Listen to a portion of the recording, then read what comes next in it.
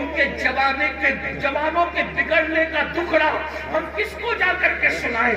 हुकूमतें तो चंद सालों में बदलती है, लेकिन जब कौम का एक जवान बिगड़ जाता है तो 3 पुश्तों तक इस्लाह की उम्मीद नहीं की जा सकती। जिस कौम के 16-16, 17-17 साल की उम्र के लड़के ज़िना में डूब जाएं, उस कौम का मुस्तकबिल क्या होगा? उस कौम की कैफियत क्या होगी? अल्लाह अकबर। हमें बहुत बड़ी जिम्मेदारी सौंपी गई है। मेरे आका अलैहिस्सलाम के दीवानों, बिलखुसूस जवानों से मुखातब हूं मेरे भाइयों, अल्लाह के बंदों, ज़िना की बड़ी कर्बनाक सजा है।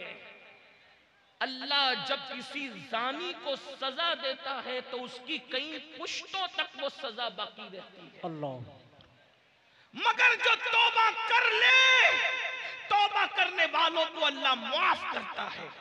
और ये भी कहा गया, जिसने शादी से पहले ज़िना किया, अल्लाह उसकी नस्ल में ऐबी, लंगड़े, लूले, अंधे, गूंगे बच्चे पैदा करता है ताकि उसका दुख वो झेलते रहे।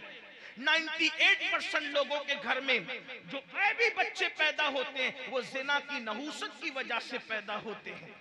माएँ और बहनें मौजूद हैं, उनको ऐसा लगता है सोर्सेस की वजह से अच्छे रिश्ते आते हैं। मैं एक बात अच्छे रिश्ते का एक वजीफा आपको देना चाहता हूं। सबको अल्लाह से डर के गुनाह छोड़ दो, अल्लाह से डर के गुनाह छोड़ दो, अल्लाह तुम्हें अच्छा रिश्ता भेजेगा। बेशक। इसलिए कि गुनाह को छोड़ देने से बेहतर वजीफा अल्लाह के यहाँ कोई है ही नहीं। वज़ाइफ की अहमियत अपनी जगह, लेकिन इससे बड़ा कोई वजीफा नहीं है कि अल्लाह से डर के गुनाह छोड़ दिया जाए। लोग कहें बगैर दलील आप बात कर गए, लेकिन मैं आपको दलील के जरिए समझाता हूं। देखो, अल्लाह से डरने की बरकत, रिश्ता ढूंढना नहीं पड़ेगा, रिश्ता चल कर आएगा। लड़कों से भी कहता हूं, लड़कियों से भी कहता हूं, और ऐसे घराने का आएगा जिसका तुम तसव्वुर नहीं कर सकते। आपने इस रिवायत को मुख्तलिफ तनाजुर में सुना, आज मुझसे भी इस तनाजुर में आप सुने, गौसे पाक के गुलाम से इस तनाजुर में सुने। आपने सुना होगा मदीने मुनव्वरा की सरजमीन है, रात का आखिरी हिस्सा है, रात का आखिरी पहर है। उस रात के आखिरी पहर में एक बूढ़ी की कपकपी आवाज निकलती है, बेटी जल्दी से दूध में पानी मिला दो। तो जवान आवाज क्या आती है, अम्मी जान क्या आपने नहीं सुना, अमीरुल मोमिनीन ने मना किया कि दूध में पानी मिला करके नहीं बेचा जाए, क्योंकि ये जुर्म है, ये धोखा है, ये फरेब है, इसलिए मैं दूध में पानी नहीं मिला सकती। तो बुढ़ापे की कपकपी वाली आवाज आई, बेटी अमीरुल मोमिनीन तो सो रहा होगा, उसको क्या खबर कि हम दूध में पानी मिला रहे हैं। मगर जवान बेटी का जवाब था, अम्मी अमीर तो सो रहा है, मगर अल्लाह तो हमें देख रहा है।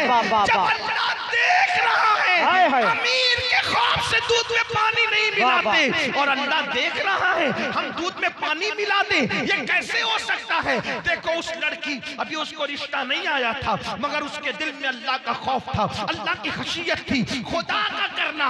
अमीरुल मोमिनीन, गैजुल मुनाफिकीन, इमामुल मुजाहिदीन, जानशीन रसूल सैयदना उमर इब्न खत्ताब रात की तारीकी में मदीने की गलियों में घूम रहे थे ताकि रियाया का हाल देखे। जैसे ही कानों में आवाज टकराई, खुश हो गए कि मेरी रियाया में ऐसी बच्चियां भी मौजूद हैं जो रात की तारीकी में भी अल्लाह से डरती है। घर पे निशान लगाया, जिनको मालूमात ली कि बच्ची शादीशुदा है कि कुंवारी है, पता चला कुंवारी है। अपने बेटों को जमा किया, जमा करने के बाद कहा मैं बूढ़ा हो गया हूँ, अब शादी नहीं कर सकता, बताओ तुम में कौन उस लड़के से शादी करेगा। एक बेटे ने कहा मैं करूंगा। अल्लाह अकबर, अल्लाह अकबर। कल तक जिसके घर कोई रिश्ता नहीं आ रहा था, ये खौफे खुदा से, गुनाह से बचने की बरकत है कि अल्लाह अकबर सैकड़ों मुरब्बा मील पर हुकूमत करने वाले फारूक आज़म के घर का रिश्ता बगैर किसी सोर्स के उनके घर पहुंच गया।